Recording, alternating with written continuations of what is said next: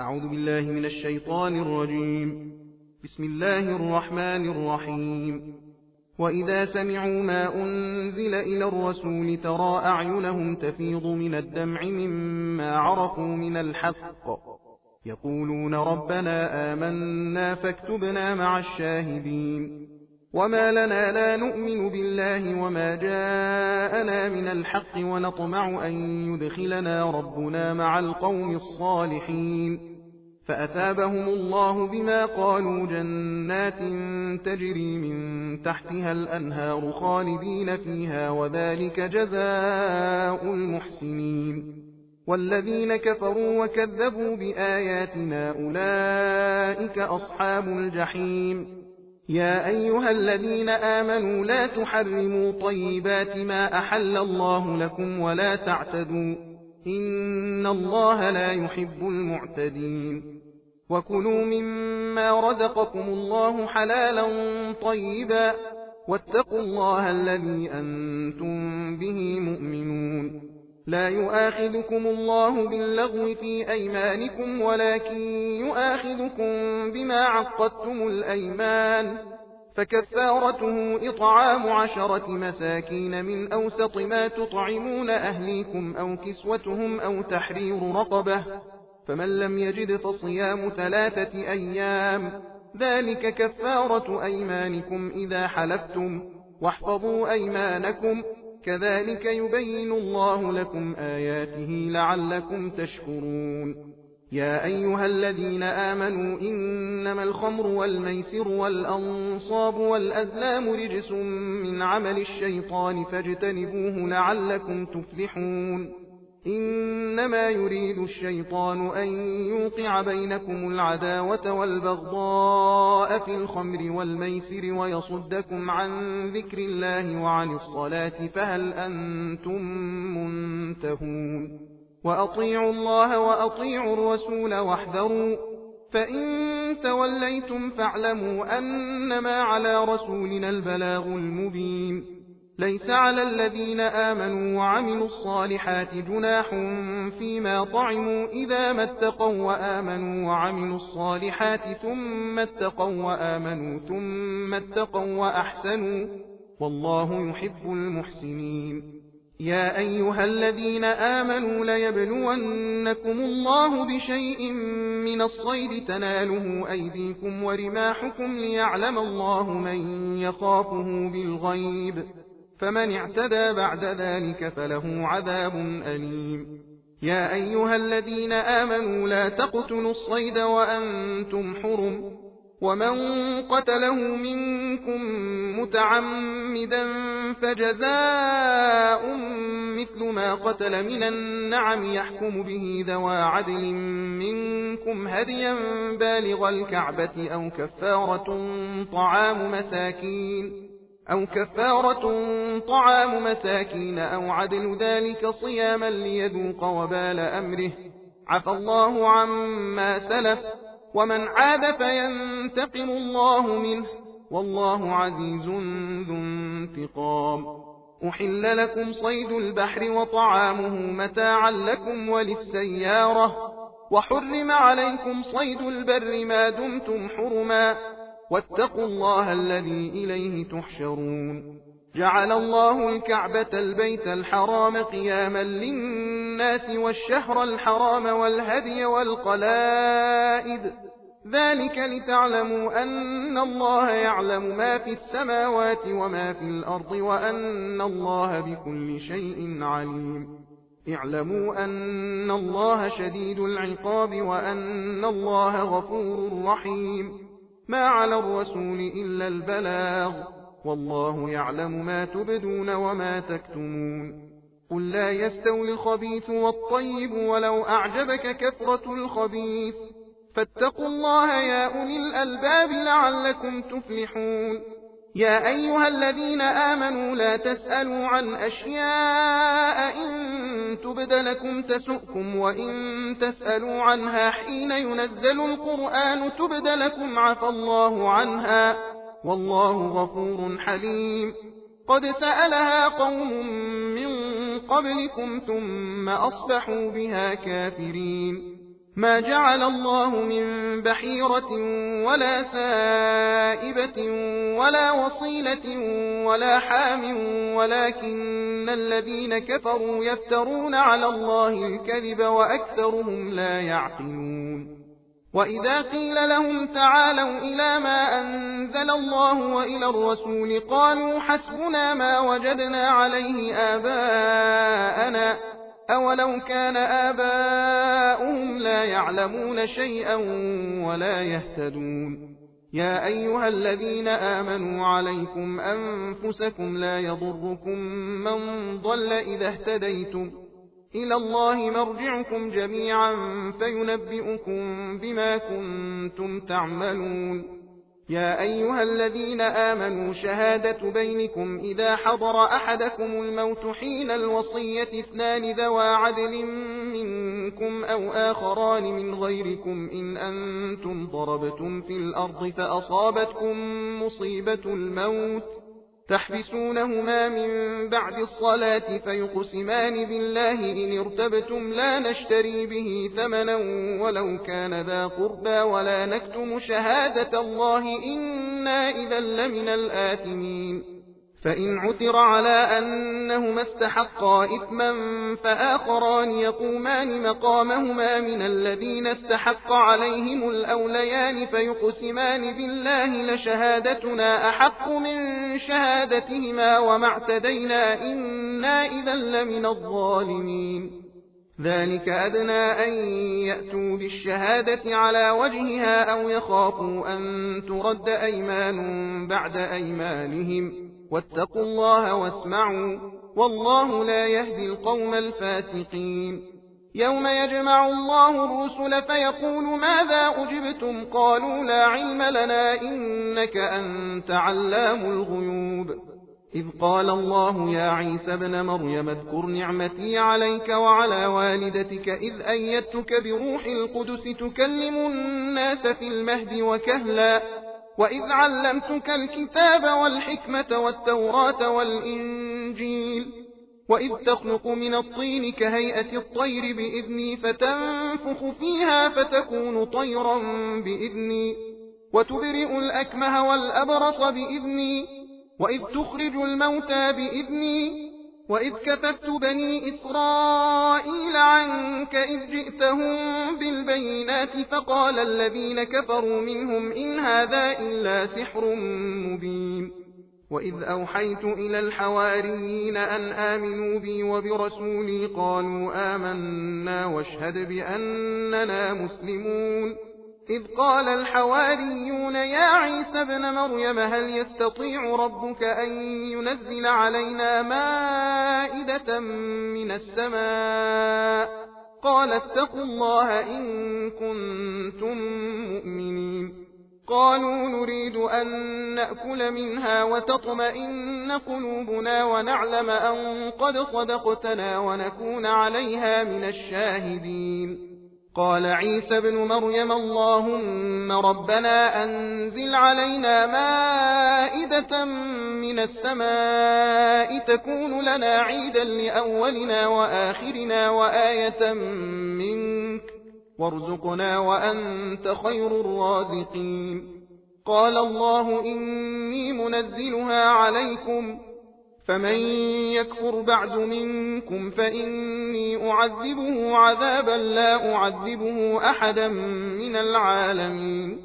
وإذ قال الله يا عيسى ابن مريم أأنت قلت للناس اتخذوني وأمي إلهين من دون الله قال سبحانك ما يكون لي أن أقول ما ليس لي بحق إن كنت قلته فقد علمته تعلم ما في نفسي ولا أعلم ما في نفسك إنك أنت علام الغيوب ما قلت لهم إلا ما أمرتني به أن اعبدوا الله ربي وربكم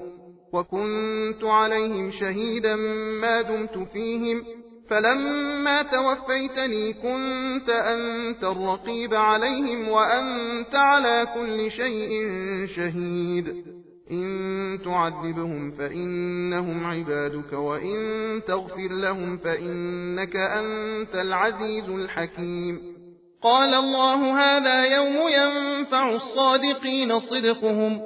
لهم جنات تجري من تحتها الأنهار خالدين فيها أبدا رضي الله عنهم ورضوا عنه ذلك الفوز العظيم لله ملك السماوات والأرض وما فيهن وهو على كل شيء قدير بسم الله الرحمن الرحيم الحمد لله الذي خلق السماوات والأرض وجعل الظلمات والنور ثم الذين كفروا بربهم يعدلون هو الذي خلقكم من طين ثم قضى أجلا وأجل مسمى عنده ثم أنتم تمترون وهو الله في السماوات وفي الأرض يعلم سركم وجهركم ويعلم ما تكسبون وما تأتيهم من آية من آيات ربهم إلا كانوا عنها معرضين فقد كذبوا بالحق لما جاءهم فسوف يأتيهم أنباء ما كانوا به يستهزئون ألم يروا كم أهلكنا من قبلهم من قرن مكناهم في الأرض ما لم نمكن لكم وأرسلنا السماء عليهم مدرارا وجعلنا الأنهار تجري من تحتهم فأهلكناهم بذنوبهم وأنشأنا من بعدهم قرنا آخرين ولو نزلنا عليك كتابا في قرطاس فلمسوه بأيديهم لقال الذين كفروا إن هذا إلا سحر مبين وقالوا لولا أنزل عليه ملك ولو أنزلنا ملكا لقضي الأمر ثم لا ينظرون ولو جعلناه ملكا لجعلناه رجلا وللبسنا عليهم ما يلبسون ولقد استهزئ برسل من قبلك فحاق بالذين سخروا منهم ما كانوا به يستهزئون قل سيروا في الأرض ثم انظروا كيف كان عاقبة المكذبين قل لمن ما في السماوات والأرض قل لله كتب على نفسه الرحمة ليجمعنكم إلى يوم القيامة لا ريب فيه الذين خسروا أنفسهم فهم لا يؤمنون وله ما سكن في الليل والنهار وهو السميع العليم قل أغير الله أتخذ وليا فاطر السماوات والأرض وهو يطعم ولا يطعم قل إني أمرت أن أكون أول من أسلم ولا تكونن من المشركين قل إني أخاف إن عصيت ربي عذاب يوم عظيم من يصرف عنه يومئذ فقد رحمه وذلك الفوز المبين وإن يمسسك الله بضر فلا كاشف له إلا هو وإن يمسسك بخير فهو على كل شيء قدير وهو القاهر فوق عباده وهو الحكيم الخبير قل أي شيء أكبر شهادة قل الله شهيد بيني وبينكم وأوحي إلي هذا القرآن لأنذركم به ومن بلغ أئنكم لتشهدون أن مع الله آلهة أخرى قل لا أشهد قل إنما هو إله واحد وإنني بريء مما تشركون الذين آتيناهم الكتاب يعرفونه كما يعرفون أبناءهم الذين خسروا أنفسهم فهم لا يؤمنون ومن أظلم ممن افترى على الله كذبا أو كذب بآياته إنه لا يفلح الظالمون ويوم نحشرهم جميعا ثم نقول للذين أشركوا أين شركاؤكم الذين كنتم تزعمون ثم لم تكن فتنتهم إلا أن قالوا والله ربنا ما كنا مشركين انظر كيف كذبوا على أنفسهم وضل عنهم ما كانوا يفترون ومنهم من يستمع إليك وجعلنا على قلوبهم أكنة أن يفقهوه وفي آذانهم وقرا وإن يروا كل آية لا يؤمنوا بها حتى إذا جاءوك يجادلونك يقول الذين كفروا إن هذا إلا أساطير الأولين وهم ينهون عنه وينأون عنه وإن يهلكون إلا أنفسهم وما يشعرون ولو ترى إذ وقفوا على النار فقالوا يا ليتنا نرد ولا نكذب بآيات ربنا ونكون من المؤمنين بل بدا لهم ما كانوا يخفون من قبل ولو ردوا لعادوا لما نهوا عنه وإنهم لكاذبون وقالوا إن هي إلا حياتنا الدنيا وما نحن بمبعوثين ولو ترى إذ وقفوا على ربهم قال أليس هذا بالحق قالوا بلى وربنا قال فذوقوا العذاب بما كنتم تكفرون قد خسر الذين كذبوا بلقاء الله حتى إذا جاءتهم الساعة بغتة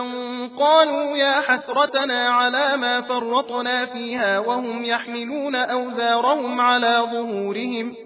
ألا ساء ما يزرون وما الحياة الدنيا إلا لعب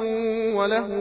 وللدار الآخرة خير للذين يتقون أفلا تعقلون قد نعلم إنه ليحزنك الذي يقولون فإنهم لا يكذبونك ولكن الظالمين بآيات الله يجحدون ولقد كذبت رسل من قبلك فصبروا على ما كذبوا وأوذوا حتى أتاهم نصرنا ولا مبدل لكلمات الله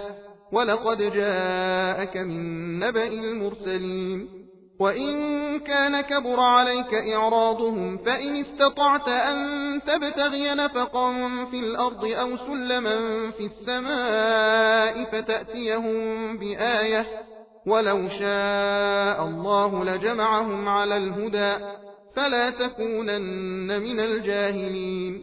إنما يستجيب الذين يسمعون والموتى يبعثهم الله ثم إليه يرجعون وقالوا لولا نزل عليه آية من ربه قل إن الله قادر على أن ينزل آية ولكن أكثرهم لا يعلمون وما من دابة في الأرض ولا طائر يطير بجناحيه إلا أمثالكم ما فرطنا في الكتاب من شيء ثم إلى ربهم يحشرون والذين كذبوا بآياتنا صم وبكم في الظلمات من يشاء الله يضلله ومن يشاء يجعله على صراط مستقيم قل أرأيتكم إن أتاكم عذاب الله أو أتتكم الساعة أغير الله تدعون إن كنتم صادقين بل إياه تدعون فيكشف ما تدعون إليه إن شاء وتنسون ما تشركون ولقد أرسلنا إلى من قبلك فأخذناهم بالبأساء والضراء لعلهم يتضرعون فلولا إذ جاءهم بأسنا تضرعوا ولكن قست قلوبهم وزين لهم الشيطان ما كانوا يعملون فلما نسوا ما ذكروا به فتحنا عليهم أبواب كل شيء حتى إذا فرحوا بما أوتوا أخذناهم بغتة فإذا هم مبلسون فقطع دابر القوم الذين ظلموا والحمد لله رب العالمين قل أرأيتم إن أخذ الله سمعكم وأبصاركم وختم على قلوبكم من إله غير الله يأتيكم به انظر كيف نصرف الآيات ثم هم يصدفون قل أرأيتكم إن أتاكم عذاب الله بغتة أو جهرة هل يهلك إلا القوم الظالمون وما نرسل المرسلين إلا مبشرين ومنذرين فمن آمن وأصلح فلا خوف عليهم ولا هم يحزنون والذين كذبوا بآياتنا يمسهم العذاب بما كانوا يفسقون قل لا أقول لكم عندي خزائن الله ولا أعلم الغيب ولا أقول لكم إني ملك إن أتبع إلا ما يوحى إلي قل هل يستوي الأعمى والبصير أفلا تتفكرون وأنذر به الذين يخافون أن يحشروا إلى ربهم ليس لهم من دونه ولي ولا شفيع لعلهم يتقون ولا تطرد الذين يدعون ربهم بالغداة والعشي يريدون وجهه ما عليك من حسابهم من شيء وما من حسابك عليهم من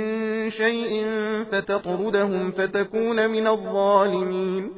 وكذلك فتنا بعضهم ببعض ليقولوا أهؤلاء من الله عليهم من بيننا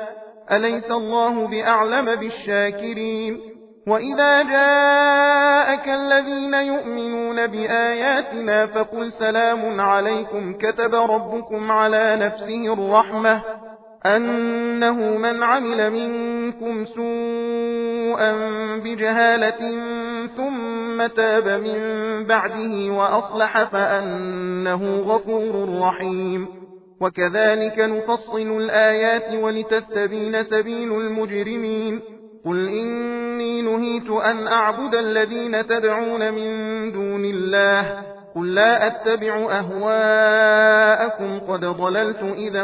وما أنا من المهتدين قل إني على بينة من ربي وكذبتم به ما عندي ما تستعجلون به إن الحكم إلا لله يقص الحق وهو خير الفاصلين قل لو أن عندي ما تستعجلون به لقضي الأمر بيني وبينكم والله أعلم بالظالمين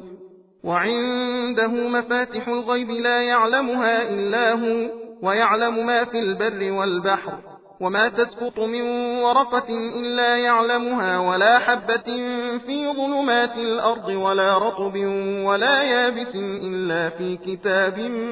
مبين وهو الذي يتوفاكم بالليل ويعلم ما جرحتم بالنهار ثم يبعثكم فيه ليقضى أجل مسمى ثم إليه مرجعكم ثم ينبئكم بما كنتم تعملون وهو القاهر فوق عباده ويرسل عليكم حفظة حتى إذا جاء أحدكم الموت توفته رسلنا وهم لا يفرطون ثم ردوا إلى الله مولاهم الحق ألا له الحكم وهو أسرع الحاسبين قل من ينجيكم من ظلمات البر والبحر تدعونه تضرعا وخفية لئن أنجانا من هذه لنكونن من الشاكرين قل الله ينجيكم منها ومن كل كرب ثم أنتم تشركون قل هو القادر على أن يبعث عليكم عذابا من فوقكم أو من تحت أرجلكم أو يلبسكم شيعا ويذيق بعضكم بأس بعض انظر كيف نصرف الآيات لعلهم يفقهون وكذب به قومك وهو الحق قل لست عليكم بوكيل لكل نبأ مستقر وسوف تعلمون وإذا رأيت الذين يخوضون في آياتنا فأعرض عنهم حتى يخوضوا في حديث غيره وإما ينسينك الشيطان فلا تقعد بعد الذكرى مع القوم الظالمين وما على الذين يتقون من حسابهم من شيء ولكن ذكرى لعلهم يتقون وذر الذين اتخذوا دينهم لعبا ولهوا وغرتهم الحياة الدنيا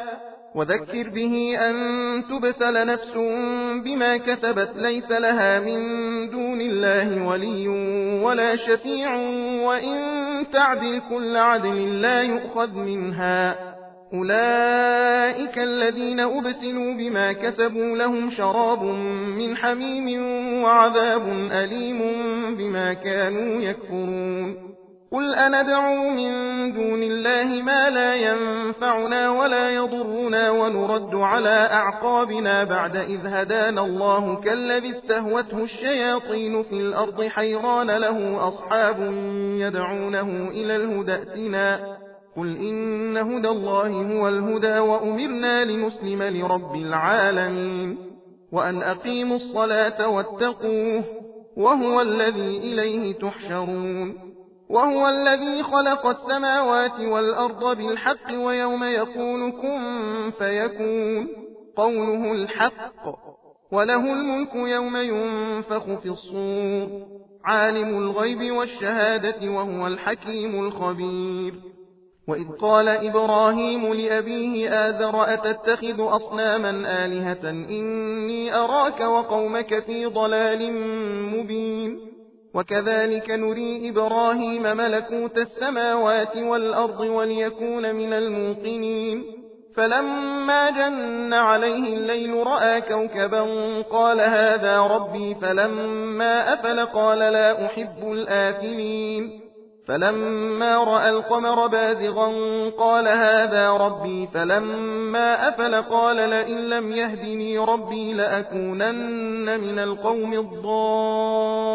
الضالين فلما رأى الشمس بازغة قال هذا ربي هذا أكبر فلما أفلت قال يا قوم إني بريء مما تشركون إني وجهت وجهي للذي فطر السماوات والأرض حنيفا وما أنا من المشركين وحاجه قومه قال أتحاجوني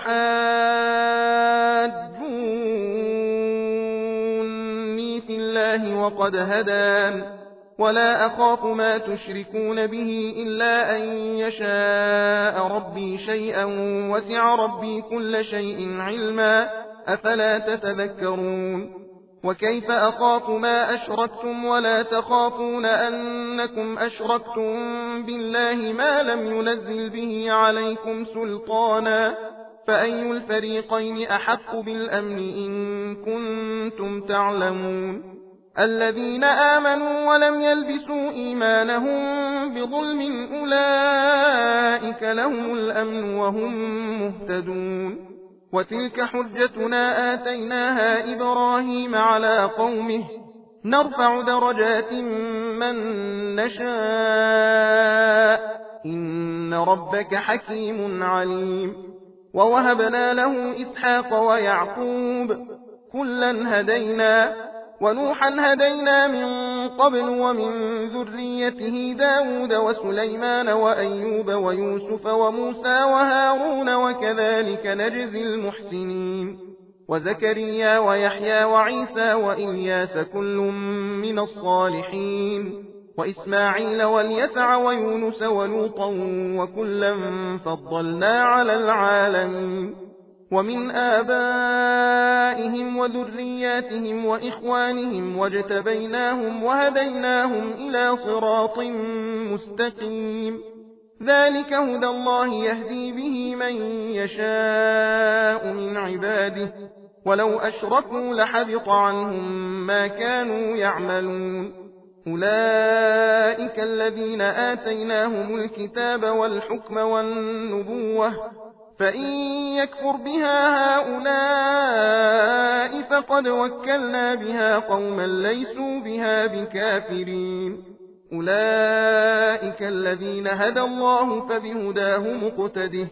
قل لا أسألكم عليه أجرا إن هو إلا ذكرى للعالمين وما قدروا الله حق قدره إذ قالوا ما أنزل الله على بشر من شيء قل من أنزل الكتاب الذي جاء به موسى نورا وهدى للناس تجعلونه قراطيس تبدونها وتخفون كثيرا وعلمتم ما لم تعلموا أنتم ولا آباؤكم قل الله ثم ذرهم في خوضهم يلعبون وهذا كتاب أنزلناه مبارك مصدق الذي بين يديه ولتنذر أم القرى ومن حولها والذين يؤمنون بالآخرة يؤمنون به وهم على صلاتهم يحافظون ومن أظلم ممن افترى على الله كذبا أو قال أوحي إلي ولم يوحى إليه شيء ومن قال سأنزل مثل ما أنزل الله ولو ترى إذ الظالمون في غمرات الموت والملائكة باسطوا أيديهم أخرجوا أنفسكم اليوم تجزون عذاب الهون بما كنتم تقولون على الله غير الحق وكنتم عن آياته تستكبرون ولقد جئتمونا فرادا كما خلقناكم أول مرة وتركتم ما خولناكم وراء ظهوركم وما نرى معكم شفعاءكم الذين زعمتم أنهم فيكم شركاء لقد تقطع بينكم وضل عنكم ما كنتم تزعمون إن الله فالق الحب والنوى يخرج الحي من الميت ومخرج الميت من الحي ذلكم الله فأنى تؤفكون فالق الإصباح وجعل الليل سكنا والشمس والقمر حسبانا ذلك تقدير العزيز العليم وهو الذي جعل لكم النجوم لتهتدوا بها في ظلمات البر والبحر قد فصلنا الآيات لقوم يعلمون وهو الذي أنشأكم من نفس واحدة فمستقر ومستودع قد فصلنا الآيات لقوم يفقهون وهو الذي أنزل من السماء ماء فأخرجنا به نبات كل شيء فأخرجنا منه خضرا نخرج منه حبا متراكبا ومن النخل من